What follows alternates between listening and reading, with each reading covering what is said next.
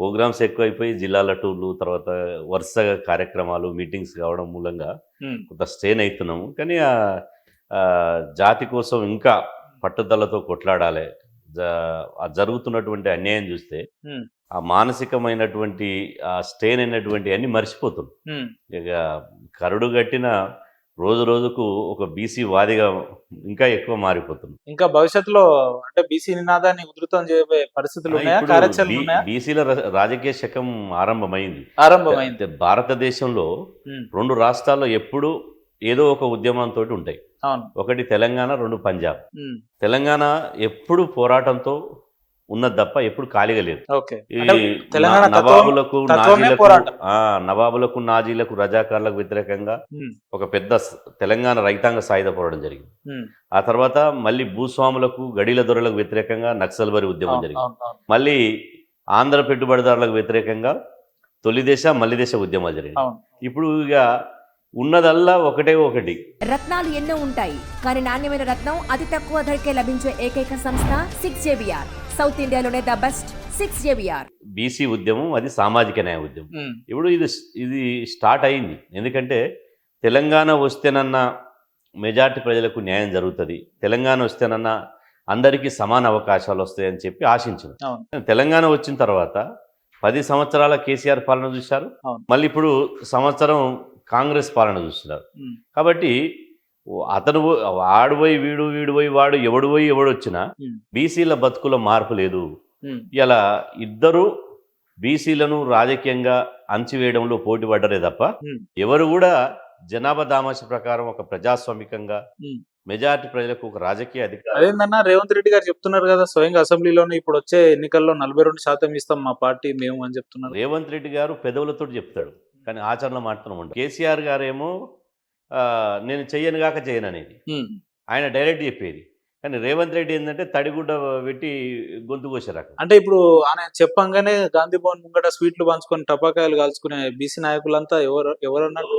ఆ పార్టీలో ఉన్నటువంటి బీసీ నాయకులు కాల్చుకుంటే కాల్చుకొని పెద్ద వాళ్ళతోటి ఏమి ఒరిగేదేం లేదు. హ్మ్. కానీ సామాజిక న్యాయం అని మేము చేస్తాం, సామాజిక న్యాయానికి కట్టుబడి ఉన్నామని చెప్పి గల్లీ నుంచి ఢిల్లీ దాకా కాంగ్రెస్ నాయకులు ఉదరగొడుతుంటారు. హ్మ్. ఓ మా అంత పెద్ద సామాజిక న్యాయం చేసేటువంటి నాయకులు లేరు, మేమే అంటారు. కానీ ఆచరణకు వచ్చే వరకల్లా ఎక్కడ కూడా హ్మ్. చెప్పిన దాంట్లో చేసిన దాంట్లో ఒక్కటి కూడా ఆచరణ లేదు. హ్మ్. అది అనేక సందర్భాల్లో ప్రూవ్ అయింది. ఒక సందర్భం, 2 సందర్భాలు కాదు. వాళ్ళు మొదటి నుంచి చెప్పినప్పటి నుంచి ఇప్పటి వరకు లేదు. నేను అంటున్న కాంగ్రెస్ పార్టీ ఉమ్మడి ఆంధ్రప్రదేశ్‌లో గానీ, తెలంగాణలో గానీ ఒక బీసీ ముఖ్యమంత్రికి అవకాశం ఇచ్చిందా? హ్మ్. ఇంతవరకు దాదాపు ఉమ్మడి ఆంధ్రప్రదేశ్‌లో 28 మంది ముఖ్యమంత్రులయ్యారు. కాంగ్రెస్ పార్టీ నుంచి నాకు తెలిసి దాదాపు 14 మంది ముఖ్యమంత్రులయ్యారు. ఒక్కరికి కూడా బీసీకి అవకాశం ఇయ్యలే. హ్మ్. అదేవిధంగా ఇప్పుడు చూడండి, ముఖ్యమంత్రి రెడ్డి సామాజిక వర్గం, ఉప ముఖ్యమంత్రి ఎస్సీ సామాజిక వర్గం, స్పీకరు ఎస్సీ సామాజిక వర్గం. మరి బీసీలకు ఏమి ఇచ్చారు? హ్మ్. బీసీలకు ఇవ్వలే. అంటే బీసీలో మంత్రులు అంటే ఉన్నారు కదా, ఇంకా ఇస్తారని చెప్తున్నారు. పీసీసీ అధ్యక్షుడు ఇచ్చినాం కదా అంటారు. హ్మ్. పీసీసీ అధ్యక్షుడు బీసీలకు ఇచ్చినాం కదా అంటారు. జెండాలు మోసే పదవులేమో బీసీలకు, హ్మ్. పవర్‌ని ఎంజాయ్ చేసేటువంటి అధికారము అధికార పదవులేమో. వాళ్ళ చేతిలో పెట్టుకునేటువంటి పవర్ అంతా వాళ్ళ చేతిలో ఉంటది. హ్మ్. ఇవాళ ఉట్టి పదవులు మాకిస్తారు. హ్మ్. ఇది ఎట్లా సాధ్యమవుతుంది? హ్మ్. అంటే మొదటి నుంచి ఇవాళ బీసీలు మీ జెండాలు మొయ్యాలి, మీకు జిందాబాదులు కొట్టాలి, మీకు రాజకీయ ఊడిగం చేయాలి. కానీ అధికారంలోకి మాత్రం ఆమడ దూరాన్ని వస్తారు. హ్మ్. అంటే మీరు తరతరాలుగా మా తాత ముత్తాతల నుంచి హ్మ్. ఇలా వారసత్వంగా రాజకీయ బానిసత్వమే చేయించుకుంటారు తప్ప రాజ్యాధికారం ఇస్తలేరు. ఒక ఉదాహరణ చెప్తా. ఆ రోజు ఇదే దొరలు పటేన్లు వాళ్ళ ఎడ్ల కాడ, వాళ్ళ దొడ్ల కాడ మమ్మల్ని జీతాలు ఉంచుకున్నారు, పాలేర్లుగా చేసుకున్నారు. వాళ్ళ పశువులను గాయడం, అవును. అవును. అదేవిధంగా వాళ్ళ దొడ్ల కాడ పశువుల పెండ తీయడం, పాలు పిండడం, ఆ తర్వాత వ్యవసాయ పనులు చేయడం, కూలి పనులు చేయడం, రెక్కలు ముక్కలు చేసుకుని పనిచేశారు. హ్మ్. ఇప్పుడు వాళ్ళ రాజకీయ పార్టీల కార్యాలయాల దగ్గర, బంజారాహిల్స్‌లో వాళ్ళ బంగ్లాల దగ్గర రాజకీయ పాలేరుగా తీసుకున్నారు. అంటే తేడా ఏం వ్యత్యాసం తేడా ఏం లేదా? లేదు. భాష మారింది, గులాంగిరి మారలే. అప్పుడేమో అయ్యా దొర బాంచన్ నీ కాలు మొక్తా అని మా తాత అన్నాడు. ఇప్పుడు అన్న నమస్తే. అయ్యా పటేలా దొర అని మా తండ్రి అన్నాడు. ఇప్పుడు మేమేమంటున్నాం? అయ్యా సార్ సార్ అంటున్నాం. ఎవరికి అంటున్నాం? వాళ్ళ తాతకు మా తాత అన్నాడు, వాళ్ళ తండ్రికి మా తండ్రి అన్నాడు. ఇప్పుడు మేము వాళ్ళ కొడుకు అంటున్నాం. హ్మ్. అంటే భాష మారింది తప్ప ఇవాళ రాజకీయ గులాంగిరి అదే పద్ధతి ఉన్నది. ఇది మారాలి, దీన్ని బద్దలు కొట్టాలి. దీన్ని బద్దలు కొట్టడానికే ఇలా మొత్తం యువతరం ఇప్పుడు బీసీ ఉద్యమంలో ఎప్పుడు మారుతుందన్నా దాదాపు 76-75 ఏళ్ల స్వతంత్ర భారతదేశంలో ఇంకా మారాల్సిన పరిస్థితి అంటే రావాలని మాట్లాడుకోవడం దగ్గరే ఇప్పుడు భారతదేశంలో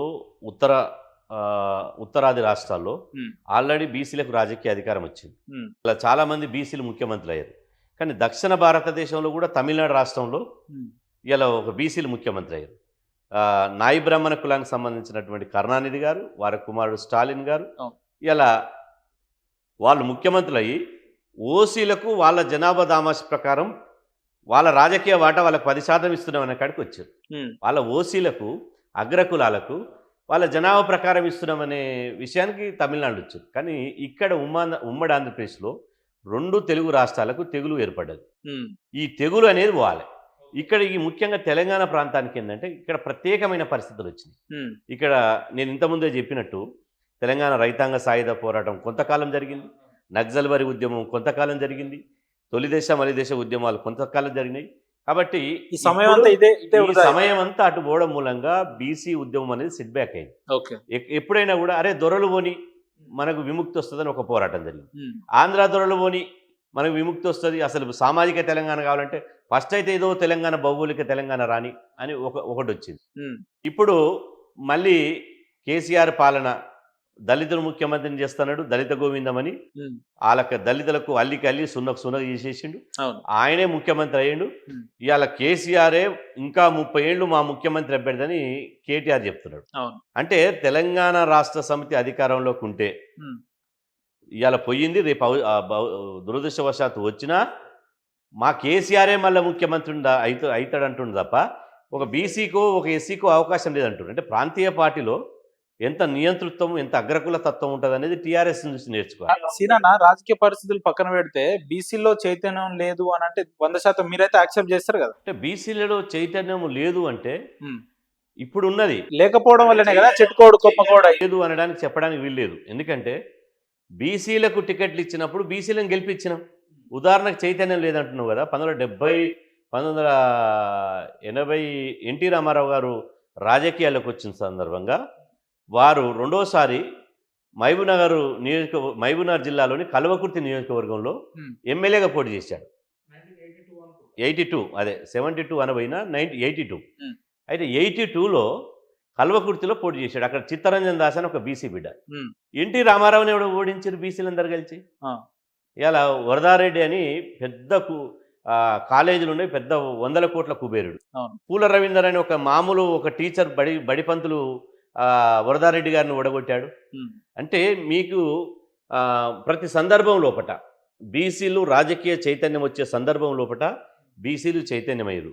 కానీ రాజకీయ పార్టీలు ఏంటంటే ఈ బీసీ చైతన్యాన్ని అణిసివేసి అగ్రకులాలు వాళ్ళ రాజ్యాన్ని కైవసం చేసుకోనీకి, అగ్రకులాలు వాళ్ళ పీఠాలను పదిలంగా పరుచుకోనీకి ఎప్పుడు బీసీలను ఓల్డ్ సిటీ లాంటి ప్రాంతాలు ఇస్తారు టికెట్. చంద్రాయనగుట్ట, యాకత్పుర, బహదూర్పుర, ఏ అయితే నాంపల్లి అంటే అక్కడ కేసీఆర్ నిలబడ్డా గెలవడు, రేపు రాహుల్ గాంధీ వచ్చి నిలబడ్డా గెలవడు, ఇప్పుడు రేవంత్ రెడ్డి నిలబడ్డా గెలవడు. అంటే బీసీలను మేము ఇంత సంఖ్య ఇచ్చినామని చూయించుకోవడానికి, బీసీల ఓట్లను దొబ్బేయడానికి, ఇలా బీసీలను మభ్యపెట్టడానికి ఇస్తారే తప్ప నిజంగా బీసీలకు జనాభా దామాష ప్రకారం వాళ్ళ రాజకీయ ప్రాతినిధ్యం ఉండాలి, నిజంగా వాళ్లకు ఒక మంచి అవకాశం కల్పించాలని ఎవరికి లేదు. ఇలా ఇప్పుడు మేము చేస్తున్న పోరాటం ఎందుకు చాలామంది ఏమనుకుంటారంటే బీసీ సంఘం పెట్టేది కుల సంఘం ఉన్నట్టుంది, కులతత్వం కోసం. మేము కుల నిర్మూలన కోసం ఈ సంఘాలు పెట్టాం. ఈ దేశంలో ఈ రాష్ట్రంలో మనిషిగా సమానత్వం ఉండాలి, రాజకీయ సమానత్వం ఉండాలి. ఇప్పుడు మనం అంబేద్కర్ గారు రాజ్యాంగం రాశారు. రాజ్యాంగ పీఠికలోనే చెప్తుంది. రాజ్యాంగ పీఠికలో ఏముంటుందంటే సామాజిక సమానత్వం, ఆర్థిక సమానత్వం, రాజకీయ సమానత్వం, ఈ 3 ఉండాలి, జరగాలి, అమలు జరగాలని చెప్తుంది. మరి ఆర్థిక సమానత్వం ఉన్నదా? ఒకవైపు ఏమో 78 సంవత్సరాల తర్వాత చూడండి, మన కాంగ్రెస్ పాలనలో మన దరఖాస్తులు పెట్టుకోమంటే లక్షల మంది మాకు రేషన్ కార్డు లేవని దరఖాస్తు పెట్టుకున్నారు. అంటే రూపాయి కిలో బియ్యం కోసం ఇలా లైన్లు కట్టి బారులు తిరుగుతున్నారు. అదేవిధంగా ఇందిరమ్మ ఇల్లు 78 సంవత్సరాలు స్వాతంత్రం వచ్చి ఇప్పుడు ఇందిరమ్మ ఇళ్ళ కోసం, గూడు కోసం ఇలా దరఖాస్తులు పెట్టుకొని తిరుగుతున్నారు. ఎంఆర్ఓ ఆఫీసుల చుట్టూ ఆసరా పింఛన్ కోసం దరఖాస్తు పెట్టుకుని తిరుగుతున్నారు. మరి ఆర్థిక సమానత్వం ఎక్కడొచ్చింది? అవును. ఒకవైపు ఏమో పారిశ్రామికవేత్తలు, కుబేరులు, రాజకీయ నాయకులు వేల కోట్ల రూపాయలు సంపాదిస్తారు. ఇంకొక వైపు ఏమో రూపాయి కిలో బియ్యం కాడ బడుగు బలైన వర్గాలు ఉంటున్నారు. మరి సామాజిక సమానత్వం ఏడొచ్చింది? ఒక దళితులు ఊళ్ళో ఇళ్ళు కట్టుకోగలరా? అదేవిధంగా దళితులు ఇలా సామాజిక దళితులు కానీ, బీసీలు కానీ, ఇతర అగ్రకులాల వల్ల సామాజిక వివక్షత కానీ, సాంఘిక అసమానతలు కానీ ఎక్కడ రూపుమాపినాయి? అంతా ఉన్నది. ఇలా ఇంతెందుకు ఈ దేశంలో ప్రణబ్ ముఖర్జీ రాష్ట్రపతి అయ్యాడు. మొన్న ద్రౌపది ముర్ము గారు రాష్ట్రపతి అయ్యారు. ప్రణబ్ ముఖర్జీ రాష్ట్రపతి అయినప్పుడు మీడియాలో ప్రణబ్కే పట్టం అని రాశారు. కానీ ద్రౌపది ముర్ము అయినప్పుడు ఆదివాసి బిడ్డకే పట్టం. అదేవిధంగా మొన్న రామ్నాథ్ కోవింద్ రాష్ట్రపతి అయినప్పుడు దళితుడికే రాష్ట్రపతి పట్టం. అంటే రాష్ట్రపతి పదవులకు కూడా కుల వివక్షతను చూపిస్తున్నారు. సామాజిక సమానత్వం లేదు. ఇక రాజకీయ సమానత్వం అంటే అసలు ఆమడ దూరంలో ఉంది. ఇక తరతరాలుగా సపరివార సమేతంగా ఒక్కసారి వాళ్ళు ముఖ్యమంత్రి అయితే, ఒక్కసారి వాళ్ళు ఎంపీ అయితే, ఒక్కసారి ఎమ్మెల్యే అయితే, వాళ్ళు ముసలోళ్ళు అయితే వాళ్ళ భార్యకి మొఖాల నొప్పులు వచ్చి చేత కాకపోతే వాళ్ళ కొడుకులు యాక్టివ్ లేకపోతే బిడ్డ. ఇప్పుడు ఉదాహరణకు చూడు, ఇప్పుడు అంటే నేనేమంటున్నా అంటే అన్న, వాళ్ళు అట్లా రాజకీయ అవసరాలు లేదా వాళ్ళు రాజకీయ అవసరాలు వాళ్ళు తీసుకుంటున్నారు అని అంటే మన దాంట్లో చైతన్యం లేకపోవడం వల్ల మనం చైతన్యం కాకుండా చేసిర్రు. చదువుకు దూరం చేసిర్రు కుట్రతోటి, విద్యకు దూరం చేసిర్రు, ఫస్ట్ జ్ఞానాన్ని దక్కకుండా చేసేది, ఉద్యోగాలు దక్కకుండా చేసిర్రు, అధికారం దక్కకుండా చేసిర్రు. ఇలా వాళ్ళు చదువుకొని మొత్తం మీరు చూడండి, వెనకటికి తాతల కాలంలో భూమి అనేది ఎవడు తెచ్చుకోడు కదా. భూమి అనేది ఒక సహజ వనరులు, అది ప్రకృతి. కానీ వాళ్ళ కనుచూపు మేరలో మొత్తం దొరలు పటేళ్ళు 100 ఎకరాలు వాళ్ళ పేర్ల మీద రాసుకున్నారు. వాళ్ళ ఇంటికి వచ్చి చదువు చెప్పే సార్లు. ఆ తర్వాత మేము బడికి పోదామంటే బడికి పోనీయలే, మేము చదువుకుందామంటే స్కూల్ పెట్టలే. అదేవిధంగా స్కూళ్ళల్లో మా పిల్లలు చదువుకుందామంటే మౌలిక వసతులు లేవు. ప్రభుత్వ విద్యా సంస్థలలో ఎక్కడ కూడా అరకొర వసతులు లేకుండా, చదువు దగ్గరికి చేరకుండా ఇప్పటికి కూడా స్కాలర్షిప్లు ఇవ్వమంటే ఇయ్యరు, ఫీజుల రియంబర్స్మెంట్ ఇవ్వమంటే ఇయ్యరు. ఉన్నత చదువుకొని మా కాళ్ళ మీద మేము నిలబడతాం. ఇప్పుడు మన పిల్లలు, బీసీ పిల్లలు చదువుకుంటే వాడు ఏదైనా మంచి ఉద్యోగం చేస్తాడు, సాఫ్ట్వేర్ అవుతాడు, ప్రపంచంలో ఎక్కడైనా పోగలుగుతాడు. కానీ మనకి స్కాలర్షిప్ ఇవ్వమంటే ఇంటర్మీడియట్లో ఇయ్యరు. మళ్ళీ ఏం చేస్తాడు, వాడు చాకలి పని చేయాలి, కుమ్మరి పని చేయాలి, మళ్ళీ క్షవరాలు చేయాలి, మళ్ళీ అక్కడికి వెళ్ళిపోవాలి. వీళ్ళు మాత్రం వీళ్ళ పిల్లలు మొత్తం ప్రపంచంలో ఎన్ని బిజినెస్లు ఉన్నాయి అన్ని ఇవ్వాలి, ఎన్ని ఐటీ సాఫ్ట్వేర్ కంపెనీలు అన్ని ఇవ్వాలి, పరిశ్రమల అధినేతలు కావాలి. ఇక మనల్ని మాత్రం ఈ కుల వృత్తులనే మీకు కేసీఆర్ వస్తే గొర్రెలు పంపిణీ, చేపల పంపిణీ, బర్రెల పంపిణీ, ఆవుల పంపిణీ, ఈ పంపిణీ జరుగుతుంది. మరి అగ్రకులాలకు ఎందుకో మరి రెడ్లకు పంపిణీ కుల వృత్తులను ప్రేరేపించడం తప్పంటారా? అంటే అట్లాగా కుల వృత్తులను చేసేటువంటి లాభసాటి కుల వృత్తులు ఎప్పుడైతే లాభసాటిగా లేదో అప్పుడు బీసీ కులాలు చేసాం. మేము ఉదాహరణకు కుండలు చేసినాం. కుండలు చేస్తే ఎవరు పైసలు ఇచ్చేవాళ్ళు కాదు. ఏదో పండినప్పుడు ఇన్ని బియ్యమో ఇన్ని అవి ఇచ్చేవాళ్ళు. బట్టలు ఉతికినాం అంతే. అప్పుడు వస్తు మార్పిడి, అప్పుడు పైసలు లేవు, వస్తు మార్పిడి జరిగింది, లాభాలు లేవు. అదేవిధంగా ఈ అన్నిటికీ ఈ సమాజం నిజంగా ఈ సమాజం బతికిందంటే మా వల్లనే, మా చెమట చుక్క వల్లనే. మేము ఇవాళ మానవిక సమాజంలో, నాగరిక సమాజంలో ఇవాళ నాగరికత నేర్పింది ఎవరు? మనుషులు బట్టలు లేకుండా అడవిలో జంతువులు లెక్క తిరిగేది. ఇవాళ బట్టలు నేసింది ఎవరు? ఓ పద్మశాలి సోదరుడే కదా. బట్టలు కుట్టింది ఎవరు? ఒక మేరు సోదరుడే కదా. బట్టలు ఉతికింది ఎవరు? ఒక రజక సోదరుడే కదా. ఐరన్ చేసింది ఎవరు? ఒక రజక సోదరుడే కదా. సాధువులై గడ్డాలు పెంచుకొని శిరపోతులు పడితే క్షవరాలు చేసింది ఎవరు? నాయ బ్రాహ్మణ సోదరుడే కదా. అదేవిధంగా ఒక పుండైనా మందైనా, అదేవిధంగా ఒక కాన్పు చేయాలన్నా మంగళ సోదరులే కదా. పెళ్ళిళ్ళైతే వాయిదాలు వాదించేది ఒక మంగళ సోదరులే కదా. మీ చావుకైనా మంచికైనా డప్పు కొట్టేది ఒక మాదిగ సోదరులే కదా. అంటే ఈ సబ్బండ కులాలు సమాజంలో సేవ చేసే కులాలు, అదేవిధంగా ఉత్పత్తి చేసే కులాలు. మేము ఈ సమాజానికి సేవ చేసి ఉత్పత్తి చేసి మిమ్మల్ని మంచిగా చల్లగా హాయిగా మిమ్మల్ని బతకడానికి సహకరిస్తే మీరు ఇచ్చిన మాకు బహుమానం ఏంటంటే అంటరాని వాళ్ళు, వీళ్ళకు గొర్రెల పంపిణీ చేయాలి, వీళ్ళకి బర్రెల పంపిణీ చేయాలి, వీళ్ళకి రూపాయి రేషన్ కార్డు కాడ ఉంచాలి, అదేవిధంగా ఇందిరా ఇళ్ళకి ఉంచాలి, అదేవిధంగా వీళ్ళని చట్టసభలు రానియద్దు. కనీసం మా కులాల లెక్క మేము ఎంతమంది ఉన్నామో మా నెత్తులను లెక్క పెట్టండి అంటే కూడా మా కులాలను కూడా లెక్క పెట్టడానికి కూడా ఇవాళ వాళ్ళకు మనసు ఒప్పలేదు. ఎంత జనాభా ఉన్నాము, ఎన్ని కులాలు ఉన్నాయి, మా ఆర్థిక పరిస్థితి ఏంది, సామాజిక పరిస్థితి ఏందని ఇవాళ మా పరిస్థితులను అధ్యయనం చేయాలంటే కూడా చేయలేని పరిస్థితుల్లో ప్రభుత్వాలు ఉన్నాయి. అవును. ఎందుకున్నాయి అంటే ఇందులో పెద్ద కుట్ర. ఉమ్, వీళ్ళ కులాల యొక్క జనాభా లెక్కలు తెలిస్తే అరే 78 ఏళ్ళు మేము ఇంత జనాభా ఉన్నాం, ఈ పిడికెడు శాతం లేనోడు, ఈ 0.5% లేనోడు, 5% లేనోడు ముఖ్యమంత్రి పీఠ మీదట కూర్చుంటాడు. ఉమ్, మేము మెజార్టీ ప్రజలు మేము దేయి అని అడుక్కోవాలి, మైనార్టీగా ఉన్నటువంటి వాళ్ళేమో ఇచ్చే స్టేజ్లో ఉండాలనా? ఇది ఎక్కడి కథ? కాబట్టి ఇది ఉల్టా, ఈ సిస్టాన్ని ఉల్టా చేయాలి, మన ఓటు మరి మనం అట్లా వేసుకోవాలి. అనుకుంటే చాలా మంది మీలాంటి బీసీ నాయకులు, బీసీ సంక్షేమ నాయకులు అనేక పార్టీలు టికెట్ ఇవ్వకుండా ఇండిపెండెంట్ గా నిలబడుతున్నారు, చైతన్యం చేసి నిలబడుతున్నారు. ఎంతవరకు ఓట్లు వస్తున్నాయన్నా బీసీ నాయకులకు? ఇప్పుడు నేను ముందుగానే చెప్పిన బీసీలను పార్టీల చట్టంలో ఇరికిచ్చారు. ఉమ్, ఇప్పుడు బీసీలకు ఓటు వేయాలనున్నా కూడా స్థానిక పరిస్థితులు ఇవాళ ఒక ఎమ్మెల్యే పోతలకలు ఒక రెడ్డి గారు ఉంటారు. ఉమ్, ఆయన ఏమంటాడు, నువ్వు కనుక బీసీకి ఓటేస్తే రేపు నీకు ఇచ్చే ఇందిరా మిల్లు ఇవ్వను. అవును. అంటే పేదరికం మీద ఆ పేదరికాన్ని ఆసరాగా దెబ్బ కొడు- చేసుకుని దెబ్బ కొట్టేస్తారు. ఉమ్, ఏదైతే మా అవసరాలు ఉన్నాయో అవసరాలని వాళ్ళు ఒక ఆసరాగా చేసుకుని వాళ్ళు దెబ్బ కొడతారు. కాబట్టి ఇది అన్నీ అధిగమించాలంటే కొంత టైం తీసుకుంటుంది. కొంత టైం తీసుకుంది.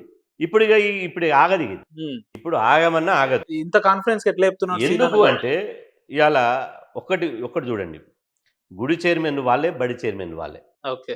పంచాయతీ నుంచి పార్లమెంటు దాకా, పంచాయతీ వార్డు మెంబర్ నుంచి పార్లమెంట్ సభ్యుని దాకా, ఇలా వార్డు మెంబర్ నుంచి ముఖ్యమంత్రి దాకా ఉమ్, ఇలా టీఆర్ఎస్ ఉంటేనేమో మొత్తం వెలువలు ఉంటారు, ఓకే. కాంగ్రెస్ ఉంటేనేమో మొత్తం రెడ్లు ఉంటారు. అరే మేమేమిట్టుకున్నాం?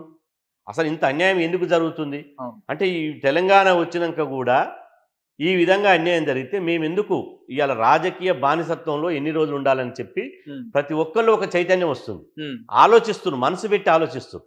ఎందుకంటే ఇవాళ మా తాత, మా తండ్రి, ఆ తర్వాత నేను ఇంత అన్యాయం జరుగుతుంటే కూడా ఓర్చుకుంటే రేపు భవిష్యత్తులో మా పిల్లలకు కూడా భవిష్యత్తు ఉండదు.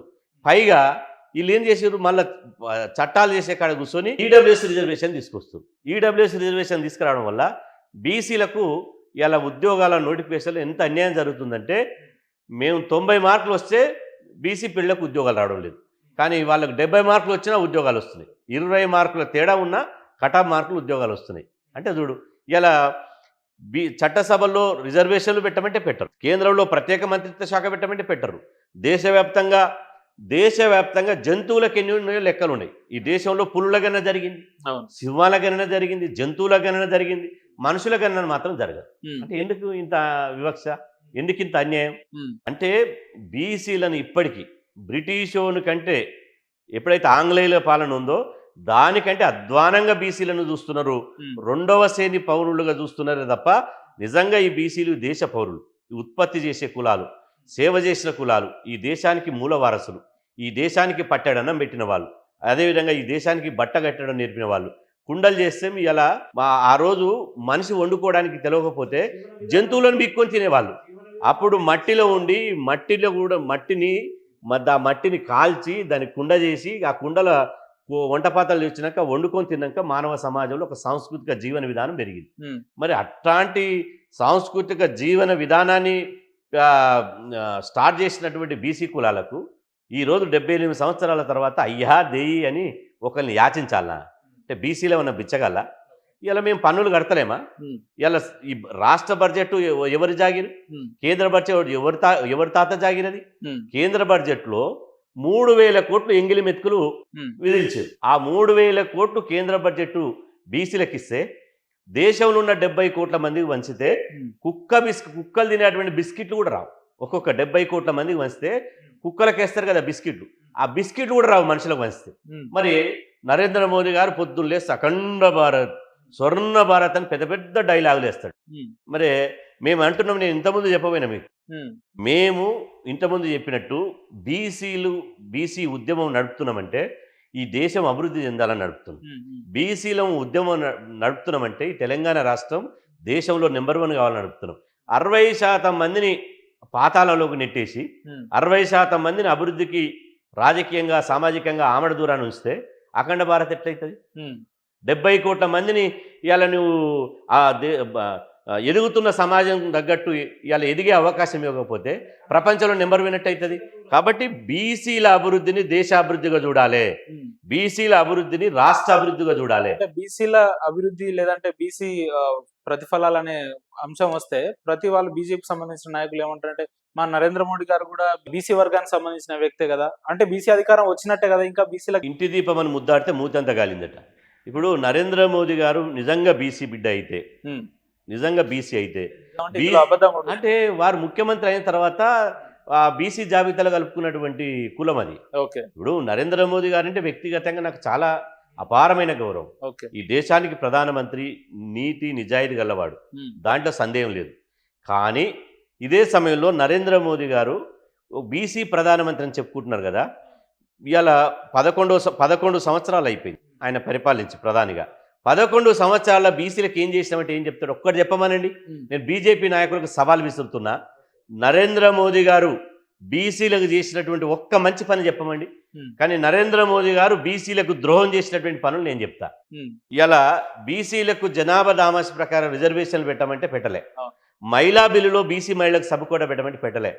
దేశంలో జంతువులకు లెక్కలు ఇస్తున్నావు, బీసీలకు లెక్కలు ఇవ్వమంటే లెక్కలు తీయలే. కానీ ఇలా ఆకలి అయినోనికి అన్నం పెట్టకుండా బిర్యానీ తిన్నోనికి పాయసం పెట్టినట్టు దేశంలో ఇంతమంది ప్రధానమంత్రులు అయ్యారు. వాళ్ళు మీరు చూడండి, విపి సింగ్ గారు అగ్రవర్ణాలకు సంబంధించిన ప్రధానమంత్రి, ఆయన బీసీ కాదు. కానీ మండల్ కమిషన్ దుమ్ము దులిపి ఈ దేశంలో మొదటిసారిగా ఓబీసీలకు 27% ఉద్యోగ రంగంలో రిజర్వేషన్లు పెట్టినటువంటి ఒక గొప్ప వ్యక్తి విపి సింగ్ గారు. కానీ నరేంద్ర మోదీ గారు బీసీ బిడ్డ ఏం చేయాలి? బీసీలకు ఏమన్నా రిజర్వేషన్లో, బీసీలకు ఏమన్నా చారిత్రాత్మకమైనటువంటి అవసరాలు తీర్చాలి. కానీ ఈయనేం చేసింది తెలుసా? అగ్రవర్ణాలకు, రాజ్యాంగానికి వ్యతిరేకంగా, రాజ్యాంగ మూల సూత్రాలకు వ్యతిరేకంగా ఈడబ్ల్యూఎస్ పేరుతో, ఇలా అగ్రవర్ణ పేదల పేరుతో 10% రిజర్వేషన్లు పెట్టి ఈ దేశంలో బీసీలకు గొంతు కూర్చినటువంటి ప్రధానమంత్రి నరేంద్ర మోదీ గారు. మరి బీసీ ఎట్లయితాడు? అంటే బీసీ ఇప్పుడు ప్రతి ఒక్కడు నేను బీసీ అని అంటాడు. కానీ నువ్వు బీసీలకు ఏం చేసినావో చూడాలి కదా. నువ్వు బీసీలకు ఏం మేలు చేసినావో చూడాలి కదా. ఇలా బీసీలు లేకపోతే బట్టల షాపుల బొమ్మ లెక్క ఉండి నేను కూడా బీసీని అంటే ఎట్లా?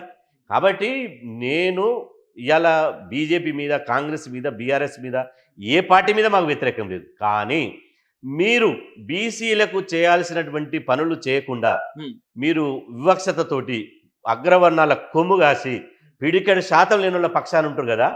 ఇలా మేము 60% ఉన్నాము. ఇలా పేదరికం మాలో ఉన్నది, కుల వివక్షత మాలో ఉన్నది, రాజకీయ అంటరానితనం మాలో ఉన్నది.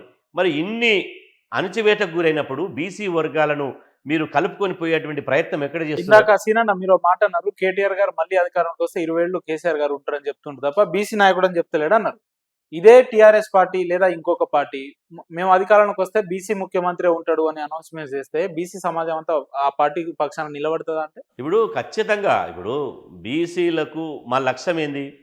బీసీలకు వడ్డించే కాడ ఒక బీసీ బిడ్డ కూర్చుంటే న్యాయం జరుగుతుందనే ఉద్దేశంతో బీసీ ముఖ్యమంత్రి అంటే మొన్న బీజేపీ 2024 ఎలక్షన్లో బీసీ ముఖ్యమంత్రి నినాదంతో కూడా మేము మద్దతు ఇచ్చినాం. ఓకే. ఇవాళ బీఆర్ఎస్ పార్టీ దళిత ముఖ్యమంత్రి అని చెప్పింది. 2001లో బీఆర్ఎస్ పార్టీ పుట్టింది. ఇప్పటికి 11 సార్లు బీఆర్ఎస్ పార్టీ అధ్యక్షుడు కేసీఆర్ గారు ఏకగ్రీవంగా ఎన్నికవుతున్నాడు. నేను అంటున్నా, ఒక బీసీని ఒక బీఆర్ఎస్ పార్టీ అధ్యక్షునిగా పెట్టొచ్చు కదా. ఎందుకు పెట్టరు? 11 సార్లు కేసీఆరే అధ్యక్షుడు, 2 సార్లు ముఖ్యమంత్రి ఆయనే, 2 జోడి పదవులు. బీఆర్ఎస్ పార్టీ అధ్యక్షుడు ఆయనే, ముఖ్యమంత్రి ఆయనే. పోనీ మళ్ళీ భవిష్యత్తులో ఏమన్నా టీఆర్ఎస్ పార్టీ అధికారంలోకి వస్తే ఒక బీసీని ముఖ్యమంత్రి చేస్తారంటే అది లేదు. కేసీఆర్ గారు లేకపోతే BRS party working president KTR.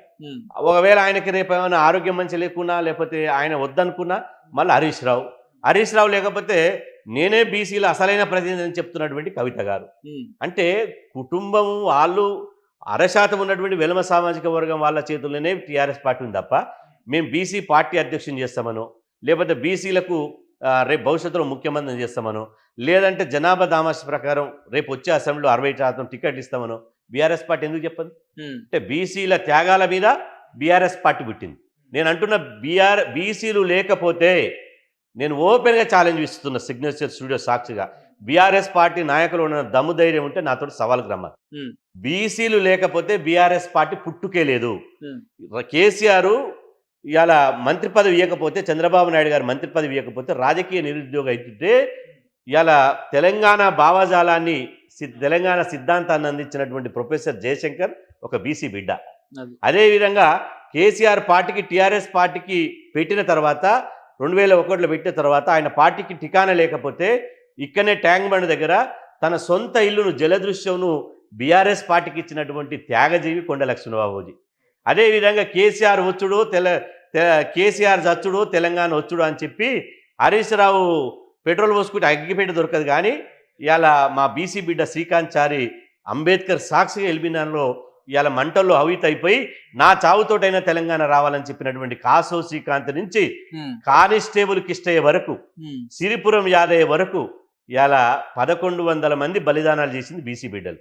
అదేవిధంగా కాలుకు గజ్జగట్టి పాట పాడింది బీసీ ఎస్సీ ఎస్టీ బిడ్డలు. సకల జనుల సమ్మె చేసింది బీసీ ఎస్సీ ఎస్టీ బిడ్డలు. జేఏసీలు పెట్టి జైళ్ళల్లో మగ్గిపోయింది బీసీ ఎస్సీ ఎస్టీలు. మరి ఇంత త్యాగాలు చేస్తే ఇవాళ ముఖ్యమంత్రి పీఠ మీద ఎవరు కూర్చున్నారు? కేసీఆర్ కూర్చున్నాడు, లేకపోతే వాళ్ళ కొడుకు రెడీగా ఉన్నాడు. మరి ఇలా చెప్పేదేమో శ్రీరంగనూతులు లేకపోతే ఏదో ఉంది సామెత. మీరు చేస్తున్న సామాజిక న్యాయం ఏది? ఇలా అన్ని బ్రహ్మాండమైన నక్కజిత్తుల మాటలు చెప్తున్నారు. అసలు మీ పార్టీ కార్యాచరణ ఏది? మీ పార్టీ బీసీ పాలసీ. మీరు బీసీ అధికారంలోకి వస్తే బీసీలకు ఏం చేస్తారో చెప్పాలి. చెప్పకుండా ఇవన్నీ మాటలు మాట్లాడితే సొల్లు కబురు తప్ప ఏమి కాదు. మా గత ప్రభుత్వంలో 52% బీసీలకు ప్రాధాన్యత ఇచ్చినామని చెప్తున్నారు. ఏడైంది రమ్మను 4 మంత్రి పదవులు ఇచ్చారు, 6 రెడ్లకు మంత్రి పదవులు ఇచ్చారు. 5% ఉన్నటువంటి రెడ్లకు 6 మంత్రి పదవులు ఇచ్చారు టీఆర్ఎస్. 4% ఉన్న 60% ఉన్న బీసీలకు 4 మంత్రి పదవులు ఇచ్చారు. 4లో ఈటల రాజేందర్ బీసీ బిడ్డను బర్తరఫ్ చేసి ఇవాళ గెంటేసి అగౌరవంగా ఇంటికి పంపించారు. అదేవిధంగా ఒక దళిత బిడ్డ రాజయ్య గారిని బర్తరఫ్ చేసి మెడబెట్టి గెంటేశారు. ఇది మీ సక్కదనం. ఆయనకు రాజకీయ భవిష్యత్తే లేకుండా మీకు సక్కదనం అది. బీసీ ఎస్సీ ఎస్టీ మంత్రులను బర్తరఫ్ చేసి మెడలు పెట్టి గెంటేసారు. ఇవాళ నేనంటున్నా, ఇవాళ వీరైనా వారైనా టిఆర్ఎస్ అయినా బీఆర్ఎస్ అయినా ఒకే తాను ముక్కలు. బీసీలను ఎస్సీలను నమ్మిచ్చి నట్టేట ముంచడంలో నెంబర్ 1 తోడు దొంగలు వీళ్ళు. వీళ్ళను నమ్మి గనుక ఇవాళ పోతే మాత్రం బీసీలను నిండా ముంచడం ఖాయం. ఇదే బీసీ నినాదాన్ని ఎత్తుకొని ఇంకెన్ని రోజులు పనిచేస్తారన్న? ఎందుకంటే మీరు కానీ ఆర్ కృష్ణ లాంటి వాళ్ళు పెద్ద పెద్ద నాయకులంతా కూడా దశాబ్ద కాలం నుంచి బీసీ నినాదంతో పనిచేస్తుందే మనం చూసినాం తప్ప దాని ప్రతిఫలాలు అయితే ఇక్కడ వీళ్ళ పార్టీ అఫీషియల్గా వీళ్ళ పార్టీ ఫండు 100 కోట్ల 1000 కోట్ల రూపాయలు ఉన్నాయి. ఆ డబ్బును వెదజల్లి మా బీసీలను మభ్యపెట్టి ఆ డబ్బుతోటి సారాతోటి లిక్కర్ తోటి పచ్చనోట్లతోటి ఇంకా ఓట్లు వేయించుకుంటారు. నేను అంటున్నా, ఇప్పుడు ఉన్నటువంటి పార్టీలకు ఒక్క పార్టీకి ఏదైనా సిద్ధాంతం ఉందో చెప్పమనండి. టీఆర్ఎస్ పార్టీకి ఒక సిద్ధాంతం ఉందా? కాంగ్రెస్ పార్టీకి ఒక సిద్ధాంతం ఉందా? బీజేపీ పార్టీకి ఒక సిద్ధాంతం ఉందా? సిద్ధాంతం లేని పార్టీలు ఇవాళ వాళ్ళు బహిరంగ సభలు పెడితే స్వచ్ఛందంగా ఒక్కరికి ₹1 ఇవ్వకుండా, ఈ వెహికల్స్ పెట్టకుండా, బిర్యానీ పొట్టాలు లిక్కర్ వంచకుండా ఒక్క బహిరంగ సభ పెట్టి విజయవంతం చేయమండి. నేను సవాల్ విసురుతున్న పార్టీలకు.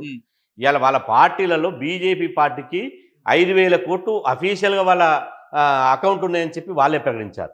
1,000 కోట్ల రూపాయల ఫండు టీఆర్ఎస్ పార్టీ అకౌంట్ ఉందని వాళ్ళే చెప్పారు. 300 కోట్లకు పైగా కాంగ్రెస్ అకౌంట్లో ఉందని చెప్పి కాంగ్రెస్ వాళ్ళు చెప్తున్నారు. అంటే ఈ డబ్బును వెదజల్లి మోసం చేయాలని చూస్తున్నారు. వీళ్ళని వదిలేటువంటి ప్రసక్తి లేదు. ఈ డబ్బు సంచులు సమయం వచ్చినప్పుడు, ఒక ఉద్యమం ఉప్పెనలోకి వచ్చినప్పుడు, ఒక రాజకీయ చైతన్యం వచ్చినప్పుడు ఈ డబ్బు సంచులన్నీ ఇక నడవై. బీసీల్లో రాజకీయ చైతన్యం తక్కువైంది. ఆ తక్కువైన దాన్ని మాట్లాడకుండా మీరు అవతల కులాలను, అవతల వ్యక్తుల్ని నిందించడం ఎంతవరకు కరెక్ట్? మేము ఏ కులాలకు వ్యతిరేకం కాదు.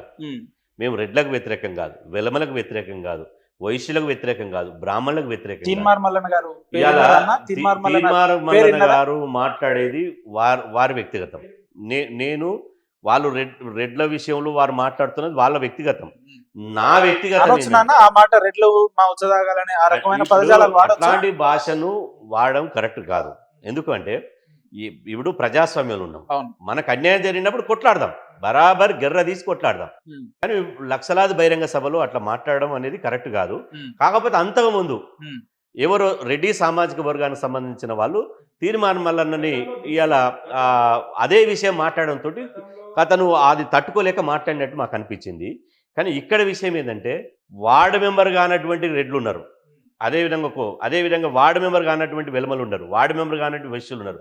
మేము పేద రెడ్లకు, పేద వైశ్యులకు, పేద వాళ్లకు. ఎందుకంటే తల్లి కడుపులోకి వెళ్ళి పుట్టేటప్పుడు ఎవరు ఏ కులంలో పుడతారో తెలియదు. మీరు పలానా కులంలో పుడతాము అని చెప్తే ఒక ఆప్షన్ ఇస్తే వాళ్ళు ఒక్కొక్కరు ఇలా ఒక్కొక్క కులంలో ఏదైతే సమాజంలో సామాజిక హోదా గౌరవం ఉందో అందులోనే పుట్టేవాళ్ళు. కానీ ఇవాళ పుట్టిన తర్వాత వాళ్ళు వివరిస్తున్న తీరేంది, వాళ్ళు సమాజ హితం కోసం పనిచేస్తున్న తీరేంది అని అంటారు. ఇవాళ స్వామి వివేకానంద ఏ కులంలో పుట్టాడు, గౌతమ బుద్ధుడు ఏ కులంలో పుట్టాడు, అదేవిధంగా తెలంగాణ రైతాంగ సాయుధ పోరాటంలో అగ్రకులాల్లో పుట్టి పేదల కోసం పనిచేశారు. నక్సల్బరీ ఉద్యమంలో ఎంతోమంది గొప్ప గొప్ప ఉన్నత కుటుంబంలో పుట్టి అదేవిధంగా అగ్రకులాల పుట్టి పేదల కోసం ప్రాణాలు ఇచ్చిన వాటి వాళ్ళు ఉన్నారు. కాబట్టి కులాన్ని చూసి మేము అంటలేము. కానీ ఎవరైతే ఇలా గద్దొచ్చి కోడిపిల్లని తన్నుకపోయినట్టు, ఎవరైతే మా రాజకీయ వాటను, మా సామాజిక వాటను, మా బడ్జెట్ను తన్నుకపోతున్నారో వాళ్లకు మాత్రమే, ఆ ఆధిపత్యాన్ని చెలాయించే వాళ్ళకు మాత్రమే వ్యతిరేకంగా చేసే బీసీ ఉద్యమానికి మీ వంతు మద్దతు ఉంటుందా? ఇప్పుడు బీసీ ఉద్యమం ఎవరు చేసినా మా మద్దతు ఉంటుంది. ఎందుకంటే మా లక్ష్యం ఏంది, తీర్మారు మల్లన్న, జాదుల శ్రీనివాస్ గౌడు, తర్వాత ఇంకోరు ఎవరు చేసినా కూడా దారులు వేరు కావచ్చు, కానీ మా లక్ష్యం మాత్రం ఒకటే, బీసీలకు రాజకీయ అధికారమే మా లక్ష్యం ఒకటే అయినప్పుడు ముఖ్యమంత్రి కావడమే మా లక్ష్యం. 60 మంది బీసీ బిడ్డలను అసెంబ్లీలో కూర్చోబెట్టడమే మా లక్ష్యం. కాబట్టి ఎవరు బీసీ వాదం ఎత్తుకునే నేను స్వాగతిస్తా. ఇలా తీర్మానం మల్లన్న ఎత్తుకుంటే ఆయన మాట్లాడేది బీసీల గురించి మాట్లాడుతున్నాడు, స్వాగతిస్తున్నాం బరాబర్. తీర్మానం మల్లనే కాదు, ఎవరు మాట్లాడినా ఇలా తెలంగాణ ఉద్యమంలో ఎంతమంది నాయకులు ఎంతమంది మాట్లాడితే తెలంగాణ రాష్ట్రం వచ్చింది. కాబట్టి ఇంకా ఒక 1000 మంది జాదుల శ్రీనివాస్ గౌడ్లు పుట్టాలి, ఒక 1000 మంది తీర్మానం మల్లన్న పుట్టాలి, ఒక 1000 మంది ఆర్ కృష్ణయ్యలు పుట్టాలి. అట్లా పుడితేనే బీసీలకు రాజ్యాధికారం వస్తుంది. బీసీ ఉద్యమం అనగానే దశాబ్ద కాలం నుంచి ఆర్ కృష్ణ అన్న పేరు, సీనన్న పేరు వినిపిస్తుంది. కానీ కొత్తగా వీళ్ళు అసలు ఉద్యమాలే చేయలేదు, వీళ్ళు చేసింది ఉద్యమాలే కాదన్నట్టు, ఇప్పుడు కొత్తగా బీసీ ఉద్యమాన్ని తన భుజాల మీద వేసుకుంటున్నట్టు, లేదంటే బీసీ ఉద్యమం కనుక చైతన్యం అయితే ముఖ్యమంత్రి తానే అయినటువంటి పోర్ట్రేట్ అవుతుంది కదా మల్లన్న గారు చేసే ఉద్యమంలో. దీన్ని మీరు ఎట్లా చూస్తారు? ఇప్పుడు ఎవరు చేసినా కూడా ఇప్పుడు ఇది వ్యక్తిగత ప్రయోజనాల కోసం ఎవరు చేయొద్దు. ఇది వ్యక్తిగత, ఇప్పుడు కేసీఆరే బీసీలు చైతన్యం అయితే ముఖ్యమంత్రిగా తీర్మానం మల్లన్న ఉంటాడు, యాక్సెప్టెడ్. ఇప్పుడు బీసీలు చైతన్యం అయితే ముఖ్యమంత్రిగా తీర్మానం మల్లన్న ఉంటాడు, యాక్సెప్టెడ్. చైతన్యం అయితే ఒక బీసీ బిడ్డ ముఖ్యమంత్రి ఉంటాడు, తీర్మానం ఎవరైనా ఉండొచ్చు, చాలా తెలివిగా సమానం, ఎవరైనా ఉండొచ్చు. ఇప్పుడు బీసీలలో రేపు బీజేపీ అధికారంలోకి వస్తే డాక్టర్ లక్ష్మణ్ ఉన్నాడు, ఈటల రాజేందర్ ఉన్నాడు, బండి సంజయ్ ఉన్నాడు. అదేవిధంగా కాంగ్రెస్ అధికారంలో వస్తే మహేష్ కుమార్ గౌడ్ గారు ఉన్నారు, పొన్నం ప్రభాకర్ ఉన్నారు, అంజన్ కుమార్ యాదవ్ ఉన్నాడు. అదేవిధంగా టీఆర్ఎస్ అధికారంలోకి వస్తే ఒక మధుసూదన్ చారు ఉన్నాడు, ఒక శ్రీనివాస్ గౌడ్ ఉన్నాడు, ఒక బండ ప్రకాష్ ఉన్నాడు, అదేవిధంగా ఒక ముద్దిరాజు రవిచంద్ర ఉన్నాడు. అదేవిధంగా ఇప్పుడు కాంగ్రెస్ పార్టీలో ఇప్పుడు తీర్మానం మల్లన్న ఉన్నాడు. రేపు అధికారంలోకి వస్తే ఆర్ కృష్ణయ్య గారు ఉన్నారు.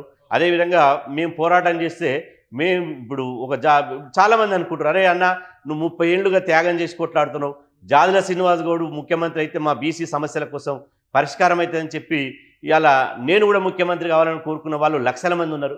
కాబట్టి ఇక్కడ ఒక వ్యక్తులు ముఖ్యమంత్రి అనేది అంశం కాదు. ఇక్కడ ఒక బీసీ బిడ్డ 60% సంబంధించినటువంటి బీసీల చిరకాల ఆకాంక్ష అయినటువంటి ఒక బీసీ బిడ్డ ముఖ్యమంత్రి పీఠం మీద కూర్చోవాలని చెప్పి రాష్ట్రంలో 2 కోట్ల మంది ప్రజలు ఎదురు చూస్తున్నారు. అది ఎవరైనా కావచ్చు. కాబట్టి ఇక్కడ జాగ్రత్తగా బీసీ ఉద్యమాన్ని అగ్రకులాలు ఏం చేస్తారంటే, అగ్రకుల మీడియా ఏం చేస్తుందంటే ఒక్కొక్కరిని ఒక్కొక్క టైంలో ఎక్స్పోజ్ చేస్తుంటుంది. ఎందుకంటే బీసీ ఉద్యమాన్ని ఇలా పాయలుగా చీల్చడానికి, బీసీల్లో వస్తున్నటువంటి చైతన్యాన్ని పక్కదారి పట్టించడానికి వ్యక్తుల పేర్లు తెర మీదకి తెస్తుంటుంది. వ్యక్తుల పేరు తెర మీదకి కాదు, ఇక్కడ బీసీ వాదమే హీరో, బీసీ నినాదమే బీసీ ముఖ్యమంత్రి, అంతే తప్ప ఇక్కడ వ్యక్తులు కాదు. కాబట్టి ఇక్కడ మేము ఏది చేసినా ఇలా బీసీలకు రాజకీయంగా జనాభా దామాష్ ప్రకారం మా వాట వస్తే ఈ రాష్ట్రంలో బీసీలు ఒక రాజకీయంగా అభివృద్ధి చెందితే తెలంగాణ అభివృద్ధి చెందుతుంది, అక్కడ దేశం అభివృద్ధి చెందుతుంది. అదేవిధంగా ఎన్ని రోజులు మా వాళ్ళు ఆకలి చావు చావాలి, ఎన్ని రోజులు కుల వివక్షతోటి, ఎన్ని రోజులు సామాజిక సమానత్వం లేక బాధపడాలి, ఎన్ని రోజులు మా వాళ్ళు సర్పంచ్ కోసం కొట్లాడాలి, ఎన్ని రోజులు అసెంబ్లీ టికెట్ దక్కకుండా, అంటే జీవితాంతం మళ్ళీ జన్మంటూ ఉండదు కదా, ఉన్నది ఒకటే జన్మ కదా. ఇలా నాకు ఎమ్మెల్యే కావాలని ఉంటుంది, ఎగ్జాంపుల్ చెప్తున్నా. అంటే ఇక మొత్తం మా తండ్రి పోతే కొడుకు, కొడుకు పోతే కోడలు, కోడలు పోతే బిడ్డ, బిడ్డ పోతే మనవడు, వాళ్ళే ఉంటారా? అంటే వారసత్వ రాజకీయాలా, కుల రాజకీయాలా? అమెరికాలో ఎట్లయితే ఇలా అమెరికా దేశంలో అమెరికా అధ్యక్షుడిగా పోటీ చేయాలంటే 2 సార్లు ఎంత మునగాడనే కావచ్చు, ఎంత సబ్జెక్ట్ ఉన్నాడు కావచ్చు. అదేవిధంగా ఈ ఇండియాలో లెక్క 5 ఏళ్ళు కాదు, 4 సంవత్సరాలే. అంటే 8 సంవత్సరాలు అమెరికా అధ్యక్షుడు పరిపాలిస్తే ఇక మళ్ళీ జీవితంలో పరిపాలించడానికి వీలుండదు. అట్లాంటి చట్టం రావాలి. ఈ వారసత్వ రాజకీయాలను బొందబెట్టాలంటే రావాలి ఇక్కడ. ఈ వారసత్వ రాజకీయాలను, ఈ అగ్రకుల రాజకీయాలను సమాధి చేయాలంటే, వీళ్ళని రాజకీయంగా బొందబెట్టాలంటే ఇట్లాంటి చట్టాలు రావాలి. యువకులు రావాలి. మీలాంటి వాళ్ళు, నాలాంటి వాళ్ళు అసెంబ్లీకి పోతే యువ రక్తం పోతే ఈ అవినీతి పోతుంది, ఈ కుల వివక్షత పోతుంది, ఈ దరిద్రం అంతా పోతుంది, ఈ పేదరికం అంతా పోతుంది. నేను అంటున్నా, ఈ సహజ వనరులు ఎవరి? ఇవాళ మన దేశంలో ఉన్నటువంటి సహజ వనరులు ప్రపంచంలో ఎక్కడ లేవు. కానీ ఈ సహజ వనరులు కొద్ది మంది చేతుల్లో ఉన్నది. మొన్న ఇటీవల ఒక సర్వే చేస్తే ఈ దేశంలో 60% మంది బీసీల చేతిలో ఎంతైతే ఆస్తి ఉందో 11 మంది కుబేరుల చేతిలో అంత ఉందట. ఏం దేశం ఈ దేశం? అంటే ఈ సహజ సంపద, ల్యాండ్ వాళ్ళదే, వైన్ వాళ్ళదే, మైన్ వాళ్ళదే, అదేవిధంగా మొత్తం ఐటీ పరిశ్రమ వాళ్ళదే, సినిమా ఇండస్ట్రీ వాళ్ళదే, మీడియా వాళ్ళదే, ఏదైతే మొత్తం ఉన్నదో సర్వం వాళ్ళ చేతిలో పెట్టుకున్నారు. మరి ఎన్ని రోజులు ఇట్లా, ఎన్ని రోజులు ఈ పేదరికం? అందుకనే ఇవాళ యువకులు చట్టసభలు రావాలి, ఇవాళ గొంతు లేనటువంటి ఇవాళ వర్గాలు చట్టసభలకు రావాలి. ఇవాళ నేను చట్టసభలకు పోతే నేను అనుభవించినటువంటి బాధలు పోవాలని చట్టాలు రూపకల్పన చేయడానికి నేను మాట్లాడతా. కాకి నోట కోకిల రాగం వస్తుందా? ఏసీ బంగ్లా నుంచి ఏసీ కార్లలో తిరిగేటువంటి వాళ్ళు ఏసీ అసెంబ్లీకి పోతే పేదవాళ్ళ బతుకులు ఎట్ట మారుతాయని నేను అడుగుతున్నా. ఇవాళ బతుకులు మారలే, 78 సంవత్సరాలుగా మారలే, రేపు భవిష్యత్తులు కూడా మారాయి. కాబట్టి బతుకు మారాలంటే, సమాజంలో సమానత్వం రావాలంటే, సమాజం బాగుపడాలంటే ఒక సామాజిక విప్లవం రావాలి, ఒక విస్ఫోటనం రావాలి. ఆ విస్ఫోటనంలో అది ఎంత సమయం పట్టదు? 100% వస్తుంది. ఇప్పుడు పెద్ద సమయం పట్టదు. మీరు చూడండి, స్వాతంత్ర ఉద్యమంలో ఇవాళ పెద్ద ఎత్తున స్వాతంత్ర ఉద్యమం వచ్చి ఆంగ్లేయులను తరిమి కొట్టాం. అదేవిధంగా మళ్ళీ తెలంగాణ రైతాంగ సాయుధ పోరాటం చేసి నాజీలను, నవాబులను తరిమి కొట్టాం. అదేవిధంగా నక్సల్బరీ ఉద్యమం చేసి గడిల దొరలను పట్టణం పట్టడానికి తరిమి కొట్టాం. అదేవిధంగా మొన్న తెలంగాణ ఉద్యమం చేసి ఆంధ్ర దొరలను తరిమి కొట్టాం. ఇప్పుడు వీళ్ళు పెద్ద లెక్కన, వీళ్ళు ఉన్నోది లెక్కన వాపు చూసి బలుపు అనుకుంటున్నారు. 80,000 పుస్తకాలు చదివినటువంటి కేసీఆర్ గారు ఇలా చింతమడకలు కూర్చొని, చింత చెట్టు కింద కూర్చొని చింత చేస్తున్నాడు. ఇలా రేవంత్ రెడ్డి గారు లెక్కన. రేవంత్ రెడ్డి గారు వచ్చిన తర్వాత కూడా మొత్తం ఏ పదవులు చూసినా రెడ్లకు సంబంధించిన వాళ్ళే ఉన్నారు. ఇలా కులగణన చేస్తే 100 తప్పులు. అదేవిధంగా ఇలా రిజర్వేషన్లు, రేపు మాపు లోకల్ బాడీ రిజర్వేషన్లు పెట్టమంటే 42% పెడతామని కామారెడ్డి డిక్లరేషన్ చెప్తారు. ఇవాళ నేను పార్టీ పరంగా ఇస్తానని చెప్పి ఇవాళ మోసం మాటలు చెప్తాడు. ఎన్ని రోజులు ఇట్లా మోసం చేస్తారు? ఎన్ని రోజులు బీసీలను మభ్య పెడతారు? ఎంతో కాలం నడవదు. ఇవాళ బీసీలలో కూడా చాలా చైతన్యమైన ఉన్నారు, చాలా సోయి వచ్చింది. మేము కూడా అంటే చివరి ఓసీ ముఖ్యమంత్రి రేవంత్ రెడ్డి గారే ఉంటారని చెప్పి ఒక ప్రకటన విన్నాం. అది వాస్తవం. ఇవాళ ఇప్పుడున్నటువంటి కాంగ్రెస్ పాలనే తెలంగాణ రాష్ట్రంలో చివరి పాలన, అగ్రకులాల పాలన కాబోతుంది. ఇప్పుడున్నటువంటి అగ్రకుల కాంగ్రెస్ పాలనే తెలంగాణ రాష్ట్రంలో చివరి పాలన కాబోతుంది. ఇప్పుడున్న కాంగ్రెస్ ప్రభుత్వ అగ్రకుల పాలనే తెలంగాణ రాష్ట్రంలో 100% చివరి పాలన కాబోతుంది. ఎందుకు చెప్తున్నామంటే, వీళ్ళ దగ్గర సామాజిక న్యాయ ఎజెండా లేదు, మెజార్టీ ప్రజల ఆకాంక్షలను గౌరవించడం లేదు. ఇలా మెజార్టీ ప్రజలకు ఏం కావాలనో కనీసం తెలుసుకోవడం లేదు. ఎంతసేపు కుక్కలకు బిస్కెట్లు వేసినట్టు ఇలా రాయితీలు ఇచ్చి, మాయలుంచి, ఇలా మసిబుసి రేగాయలు వేసి మేము అధికారంలో ఉండాలి, మేము పీఠాలు కాపాడుకోవాలని ఉన్నది తప్ప నిజంగా ఒక విజన్ లేదు వీళ్ళ దగ్గర. నిజంగా ఇప్పుడు సీసీ రోడ్లు వేస్తే, సంక్షేమ పథకాలు ఇస్తే నిజంగా డెవలప్ అయినట్ట? ఒక గ్రోత్ రేట్ అంటే ఏంది? ఒక మనిషి మానసిక వికాసం చెంది, ఆ మనిషి స్వయం ప్రతిపత్తితోటి తన కాళ్ళ మీద నిలబడి, తన ఉత్పత్తి సృష్టించి, తన ద్వారా 10 మందిని బతికించి, తద్వారా మన యొక్క రూపాయి విలువ పెరగాలి. ఇలా డాలర్ కంటే మన రూపాయి విలువ పెరుగుతుందా తగ్గుతుందా? మన ఉత్పత్తి పెరుగుతుందా తగ్గుతుందా? ఇలా ఎన్ని రోజులు మోసం చేస్తారు? కాబట్టి అగ్రకులాల పాలన ఇది చివరి పాలన. ఎందుకంటే వీళ్ళు పేద అగ్రకులాలను మేము నిందించడం లేదు. వాళ్ళు కూడా పేద అగ్రకులాలు కూడా పాపం చాలామంది రెక్కాడితే డొక్కాడినటువంటి కుటుంబాలని, వాళ్ళు బతకలేకపోతున్నారు. వాళ్ళ మందిలో చాలామంది ఉన్నారు. కాబట్టి అటు అగ్రకులాలు ఉన్న పేదలు సంతోషంగా లేరు, ఇటు బీసీ ఎస్సీ ఎస్టీలు కూడా సంతోషంగా లేరు. కాబట్టి ఎన్నడైనా కూడా ధర్మం గెలుస్తుంది, ఎన్నడైనా ధర్మమే విజయం సాధిస్తుంది. కాబట్టి ఇప్పుడు తెలంగాణలో ధర్మం గెలవాల్సిన అవసరం ఉంది.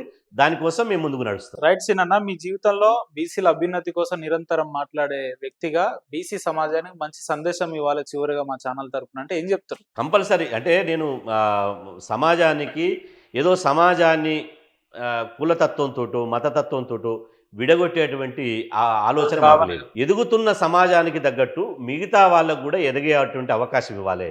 కానీ అట్లా ఇస్తలేరు. ఇది ఒక్కసారి చూసినాం, 2 సార్లు చూసినాం, 3 సార్లు చూసినాం. ఇవాళ ఎన్నిసార్లు చూసినా కూడా తాత ముత్తాతల నుంచి ఇదే వరబడి ఉన్నది. ఈ పిడికెడు శాతం లేనటువంటి వాళ్ళు గంపెడి శాతం మీద ఆధిపత్యం చేస్తున్నారు. ఇది మారాలే. ఇలా ఓటేసే వాళ్ళేమో పాలకులు ఉంటున్నారు, మేమేమో పాలితులు ఉంటున్నాం. కాబట్టి మేము కూడా పాలకులం కావాలి, మేము కూడా ఓట్లు వేయించుకొని అధికారం రావాలి. అప్పుడే సామాజిక సమానత్వం వస్తుంది. ఒక మనిషి స్వేచ్ఛగా జీవిస్తాడు, మనిషి ఒక స్వయం ప్రతిపత్తితో అభివృద్ధి చెందుతాడు. అప్పుడే సామాజిక హోదా పెరుగుతుంది, ఆత్మగౌరవం వస్తుంది, తద్వారా రాజ్యాధికారం వస్తుంది. ఈ రాజకీయ అధికారం ద్వారా అందరం సంతోషంగా ఉంటాం, అందరూ మంచి జరుగుతుందని చెప్పి నేను సిగ్నేచర్ స్టూడియో ద్వారా ప్రజలందరికీ నేను విజ్ఞప్తి. థ్యాంక్ యూ సీన్ అన్న, పిలవంగానే మీ అమూల్యమైన సమయం మాకు Thank you ఇచ్చి so much. అనేక అంశాల మీద క్లారిటీ ఇచ్చే ప్రయత్నం చేసినందుకు మీకు ప్రత్యేక ధన్యవాదాలు అన్న. వ్యక్తిగతంగా మీరు చేసే ఉద్యమంలో మా వంతు సహకారం ఉంటుందని మీరు ఎప్పుడు మర్చిపోవద్దు. థ్యాంక్ యూ అన్న. Thank you so much.